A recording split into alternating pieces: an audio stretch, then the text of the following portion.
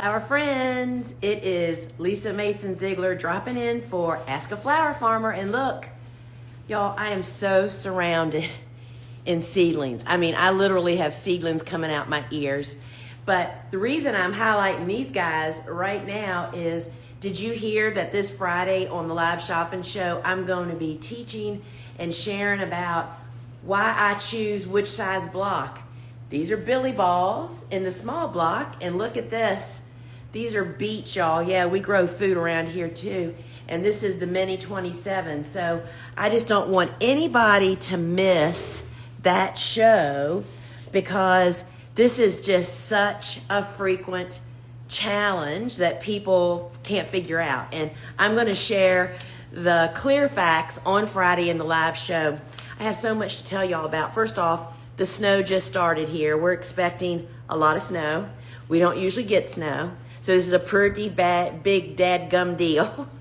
And so I hope everybody's keeping warm. So about the show on Friday, if you've never joined me for that, it's a live shopping show. Y'all think QVC with Lisa and her stuff. I demonstrate how I use the stuff that I use here on my farm. And this Friday's theme is, which size soil blocker should I use? So join me, and if you don't have my phone app, you can actually just comment app here, APP, and we'll DM you the link to get it. It's free. Or you can go to your phone's app store, and I would love for you to join me. It's really a fun show. Viewers communicating amongst themselves inside the app. And there's always a giveaway and a deal. And anyway, so, but look at this, y'all. I kind of dropped this down pretty hard. I kind of messed up my blocks. These were just born yesterday afternoon. These are beets. Soil blocking is amazing, y'all. And I will say, look behind me. This is our 4-foot grow light. Can you see it? It's a tabletop model. You can fit, are you ready? 800 small blocks underneath that light. It'll support that many. Amazing. You can, if you don't want to wait till Friday, you can go look at all of our seed starting soil blocking kits, tools, supplies. You can just comment blocker here, and that'll just DM you the link to go over there. And there's a course, and there's just a lot of great stuff. I'm talking about this because that is what is flying off the shelves now, is, you know, seed starting stuff is February and March. And so we're fully stocked as of now, and so I don't want anybody to miss out on that. So if you've never join me here for Ask a Flower Farmer, this is how it happens. For about 30 minutes, you can post your questions down in the little circle with the question mark. I see we already have one in there. And in that bubble at the bottom of your screen, that way I don't lose your question as names are flying by, right? So don't put it in the comments, put it in the bubble with the question mark, and I will get to those in just a moment. Questions about, you know, cool flowers, cut flowers, flower farm and business, seed starting, whatever you have, put it in there and I'll do my best to try to answer it. But I want to tell y'all some other things, especially so many of us are going to be trapped indoors now for days, right? Did you know I have a free webinar right now? It's avoiding the 3 most common mistakes in flower farming. That's not exactly the right title, but that's what it is. And you can comment mistakes here, and I'll send you the link to grab it. It's free, and it is, you'll walk away with more confidence after you actually watch it. And so I already told you about the show on Friday, and I did a little live this morning unexpectedly as we were taking the covers off of my cool flower bed. And so if you have questions about row covers and whether they should be up or down, you can watch that live. But I would just say this: whenever there is frozen precipitation coming, you always take your covers down. But I shared this morning why we actually leave the hoops and bags out in the garden, but we bring the covers in, and you can learn more about that. And so, friends, I see we're getting a couple more questions there. So we are kind of, February is a real not holding, it's a transition period as far as seed starting goes for us here for my farm, for where I live. And friends, that's the number one thing you have to remember. It's different for everybody, and it's not just based on your winter hardiness zone. It's really based on your first and last frost. And so I'm just sharing that we are in a transition time here on my farm. While we're pretty much finished starting most of the cool flowers. I know that with my membership, my Flower Farmer Club people, for our sewing circle each Wednesday, the last 2 or 3 Wednesdays we have started Bupleurum indoors. The way that I do that, I have a method that I do it. And so we're still doing those kinds of successions. But for most parts, we're done with cool flowers.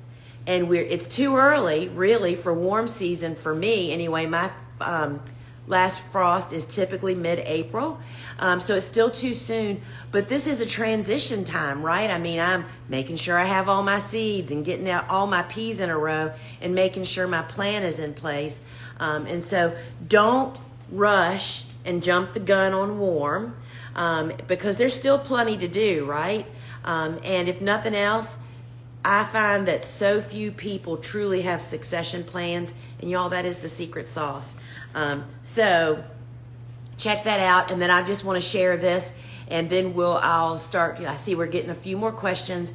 I highly recommend that if you haven't already read my book, the Cut Flower Handbook, this is the time to do that now, y'all. And I'm going to tell you, a mentor that I follow, not in flower farming and business, I heard him say something the other day about the book, or he heard somebody say, and I forget who it was, I should know. I mean, it wasn't Walt Whitman, but it was somebody like that, said that we weren't meant to remember everything.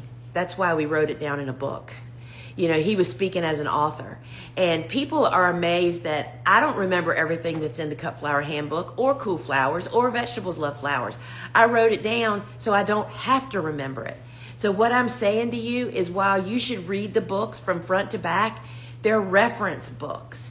And now is the time for the Cut Flower Handbook. It'll help you figure out when to plant, when you truly should plant warm, and when's the last time you can plant warm. It has places for you to fill out dates and everything in the book. So now is the time for you to do that. I'd love to sign a copy for you, but wherever they sell books, they have it. The Cut Flower Handbook. It'll tell you how garden works, how to build it, and then all the 66 different flowers. So check that out. All right, friends. I just dropped my notes, so I guess I'm going on to questions. Class, does sprouting seeds on moist paper towels till you see the seed shell crack open and then plant in the garden considered as direct sowing? Yes. So, you know, compare even a cracked seed, planting that, or planting, you know, this. A plant that's weeks and weeks and weeks ahead of that transplant. Because there's just so many things that I just didn't even put it all together, and for years, right? But when you walk out to your garden with a seed, whether it's cracked or not, it still it's got to grow up and get, you know, and start taking up its airspace. When you walk out with a transplant, it is weeks ahead of that. And what that translated to me for was weed prevention.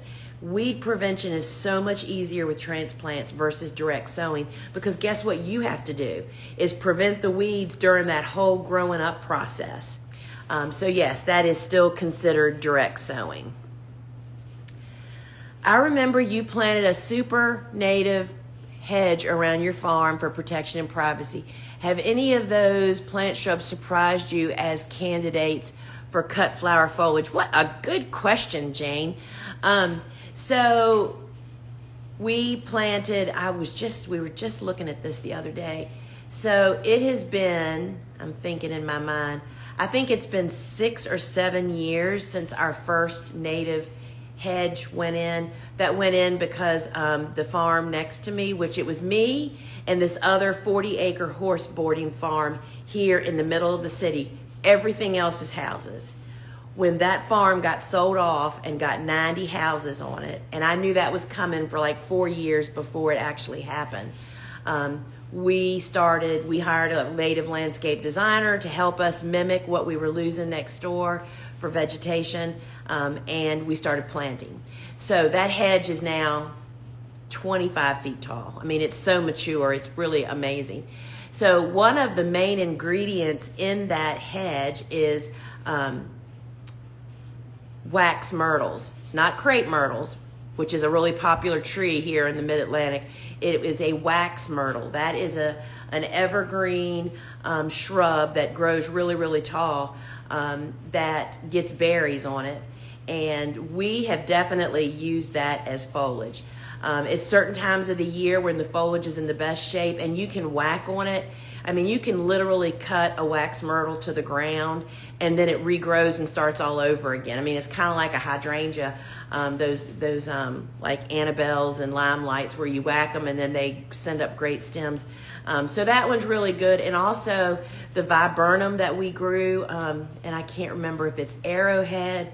It gets a beautiful blueberry in the middle of the summer, like actually for 4th of July. I mean, literally, it's like a little blueberry. That's really cool. But we rarely cut from it, and that's because we're not in high production anymore. We'd be cutting the heck out of it if we were in high production. But those have been good candidates for that.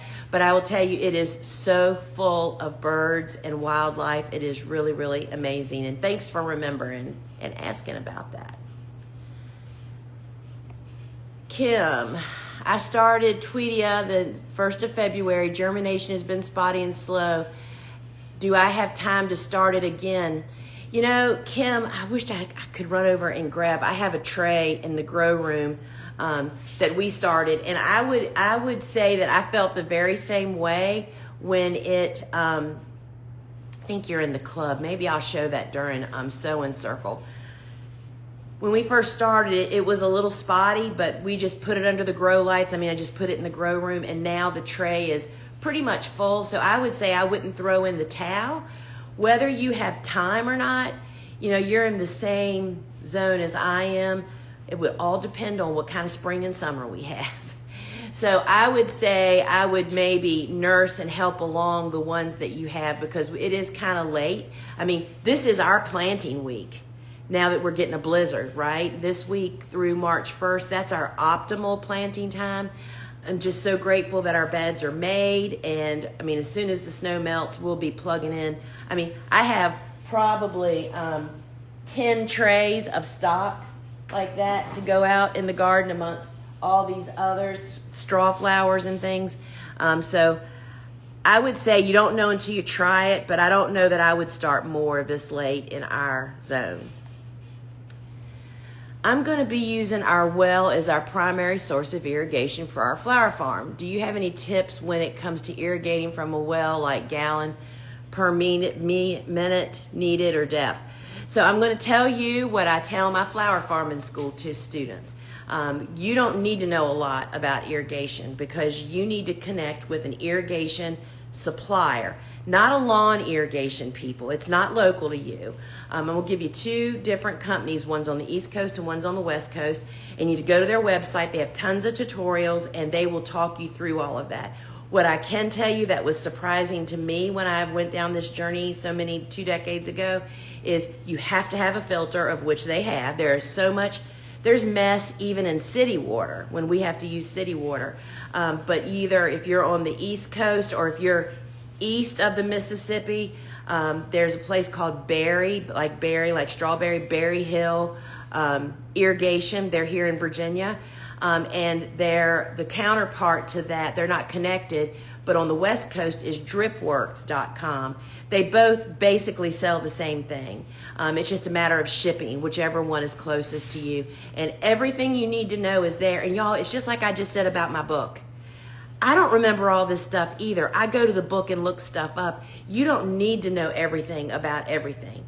You just need to be smart enough to know where to go and to be smart enough to not try to remember it all, but to know where you're supposed to go when you need that, because there's just too many things that we need to know, right? And that's an easy one. So I would definitely connect with an irrigation company. My sweet peas are laying down. I have pinched them out. What should I do? Well, it's too early, I would think, for them to start elongating. So mine, I just had some in here. I just moved them because I've had them sitting outside, the ones that haven't been planted yet. Ours that are out in the garden are all laying down. I don't normally pinch sweet peas. We don't need to. They just branch so heavily here. So I can't speak to that. But as soon as, that's one of the first support jobs that we do on our farm, is to put the trellis up for our sweet peas, because all of a sudden, boom, one day they'll start growing and they'll just take off. So, it's just, there's nothing to be done about that now. You just wait until the season starts and you uncover them. Ours are covered. Well, they were covered until today to protect them from wind whipping, but that will correct itself once you install trellis. In Canada, hello Canada, 4B, we're still have snow on the ground 6 to 8 weeks before our last frost. Any tips? So yeah, we have so many Canadian growers. There's some folks up in Alberta that I can remember communicating with them a couple, 3 years ago. Because first off, people that live north, right? I mean, really north. Like Alberta, I think they're zone 3 or 4, and I don't know where you are, but you're the same, right? The first inclination is, oh my gosh, I can't plant cool flowers because I can't fall plant. Well, fall planting is only half the story, right? It's very early spring that is really what you guys in those northern regions can focus on. And then, so I'm thinking of one person, I can't quite remember her name, was telling me that she had success with one planting that she did a very early spring, and it did so amazingly better than when she planted later. It just inspired her to figure out different ways, even though she has snow, to how she can get those plants in the ground as early as possible. And things like that she talked about, or that I have had come up in flower farming school. And I have to tell you this. So in flower farming school, which is my course, basics, there is a second course bonus that comes with that. And it is the Cool Flowers Growers Field Report. And it's an interactive database. And what that means is that Lane built it, Seed Talk Lane. Lane's a brilliant spreadsheet person.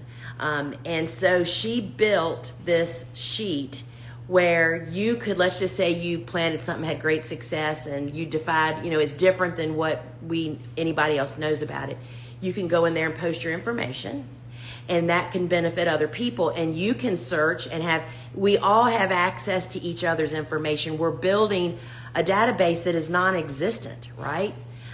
Anyway, this gal shared things with me like, we already knew that if you're going to be planting in very early spring and you have snow this time of the year, to lay a silage tarp over the totally prepared bed, so that maybe, potentially, depending on how deep your snow is, you can pull the silage tarp back at planting time to reveal your prepared bed. There's snow everywhere else. One of the things that I read from one of these discussions that I had was how they put a second silage tarp on top of the snow that was on top of a silage tarp that was buried to help heat up and melt the snow a little bit earlier, and then some people that use plastic, we've done it with Bio 360. We have literally swept the snow off of the beds on a warm afternoon. When I say warm, I just mean that the sunlight starts to melt the snow a little bit. And our black top beds definitely, we just had this 3 weeks ago, melt so much quicker than everywhere else does. That's why I have to recover my stuff so quickly, is because the bed tops melt so much faster. So that's all I got for you. But yeah, you have to figure out strategies to get very early spring in the ground as soon as you can, to up to 6 to 8 weeks before your last spring frost, because there is so much benefit. Do you burlap cover all cool season seed like snaps, pincushion, rudbeckia until they start to pop? So what they're asking about is I use wide weave burlap on top of my seedling heat mat in place of domes and saran wrap. Some people use plastic, and that works for a lot of people, but it's also really easy to encourage disease under those because they trap so much moisture. So I use wide weave burlap, and that has bigger holes, and I don't have any that close by. That allows air circulation, yet it retains moisture. And we do that pretty on any surface sown. It's not really what season it is as it is if it's a surface sown seed, which means it's very predisposed to actually dry it out really, really easily. That really helps. And it makes a big difference, we have found. When I harden off my cool flowers, can I plant them out and put maybe 2 layers of row cloth over them? So if you're asking, when I harden off my cool flowers, can I plant them out and put maybe 2 layers of row cover? So when we're planting in very early spring, like all these guys and I have a whole room full of them over there, we typically do plan to, as soon as they're actually planted out in the field, that they're already, the hoops are already up, bags are already down, and the Bobo usually has the row covers in the garden. So as soon as she finishes planting, then she waters, then she immediately covers them.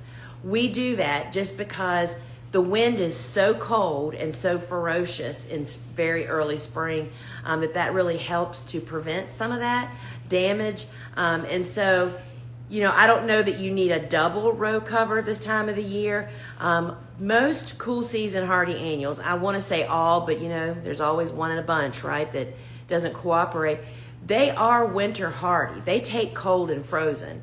If they're perhaps not winter hardy in your zone to be fall planted, that's because they can't take the long winter or perhaps the snow load. But in very early spring, with spring coming right around the corner, 6 to 8 weeks before your last frost date, they really do okay. So I recommend a single layer of row cover, even if they're hardened off, because it just helps to protect them from wind and just creates just a better little environment in there for them. Do you have any experience with tulip fire? Other than to say, I'm glad to say that I do not. I'm not a tulip grower. I grew tulips early in my career. I grew lilies, tulips, hyacinths, all of them, perennials, and I circled back around to what I consider to be a streamlined, simple business model, which is 100% annuals, low investment, high return. And tulip fire, I know that is a disease, and I would say to you that your person for expertise on that is Dave Dowling. I don't know if you happen to be one of his students, because he has a private Facebook group with us that you could ask that question. But I am sorry to say, and sorry if you have it, I do not know anything about tulip fire. So sorry.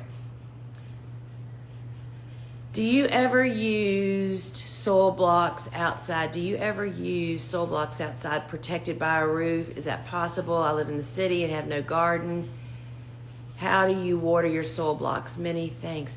So have you ever used soil blocks outside protected by a roof? Is it possible?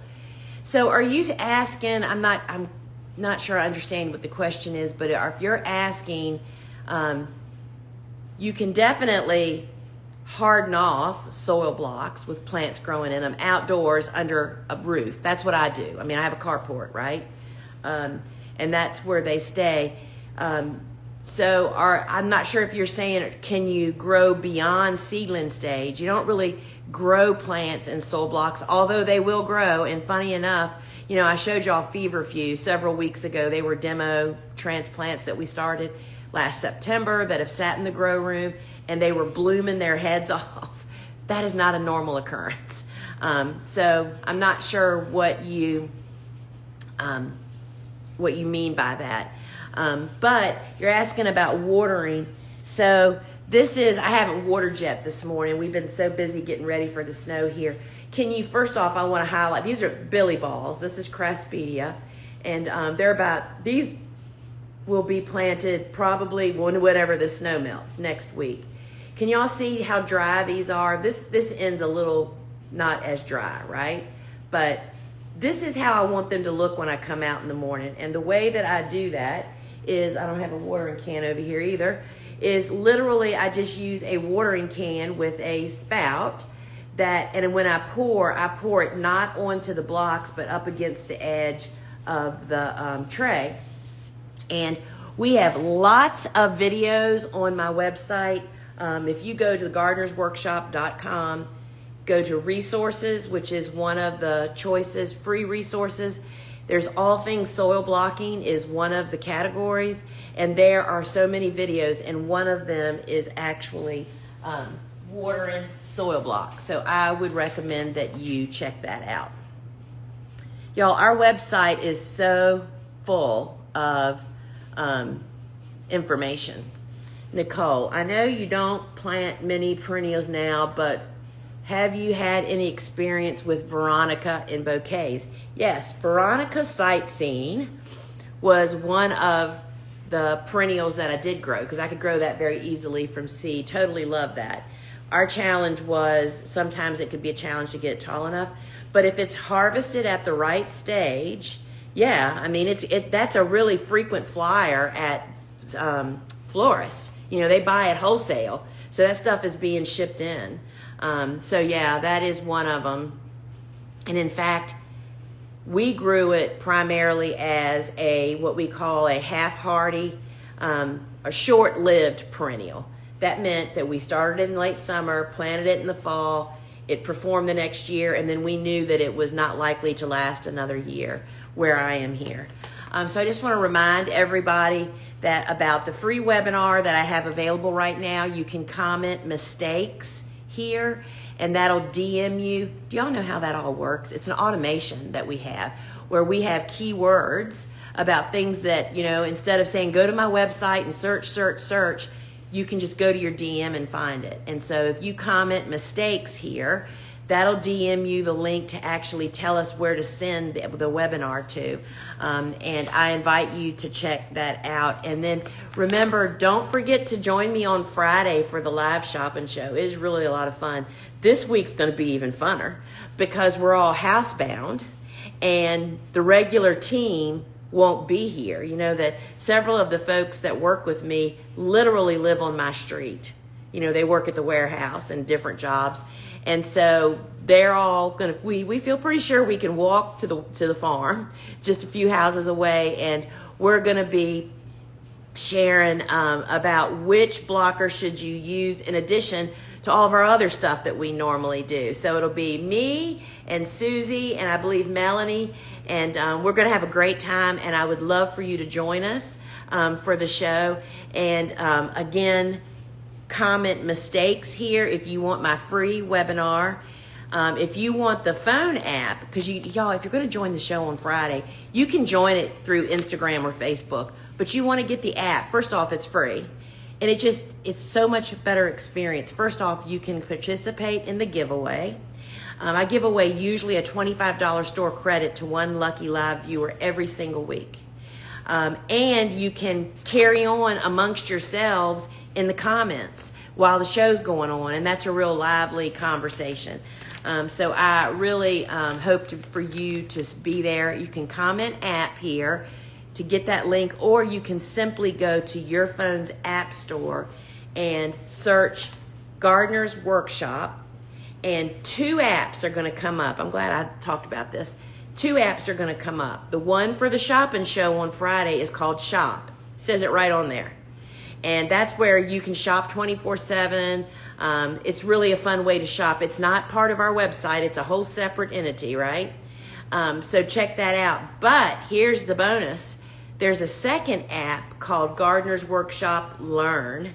And if you own any of our courses, or if you're one of my members in my club, if you get that app, they'll all be in there together. But even if you don't own anything from me yet, if you're not one of my club members at the Flower Farmer Club, and you don't have any of my courses yet, inside that app, I've made a free course for you to test drive. And so if you download the Learn app, right inside Ready and Waiting is the app Building a Trellis Tunnel. That 50-foot long tunnel that I have here on my farm, I did a little course on showing you how you can actually do it. And that's yours for free. And that's just for downloading the app and checking it out. So friends, I'm getting ready for the sewing circle with my club members, and we're going to be maybe on the baby plant red carpet around here. And I'm going to go look and see what the snow's doing outside. So friends, I hope to see you Friday in the show while I'll be talking about which size blocker to use. Like, what's the difference? Why did I choose to use the mini 27? And in this one, I chose to use the small blocker, which is the one I do use most of the time. But there are exceptions to that rule, and they're really, really important. I appreciate y'all being here, and can't wait to see what happens with all this snow. All right, friends, until we meet again, don't forget, free webinar, comment mistakes, and we'll DM you the link to grab it. Ciao.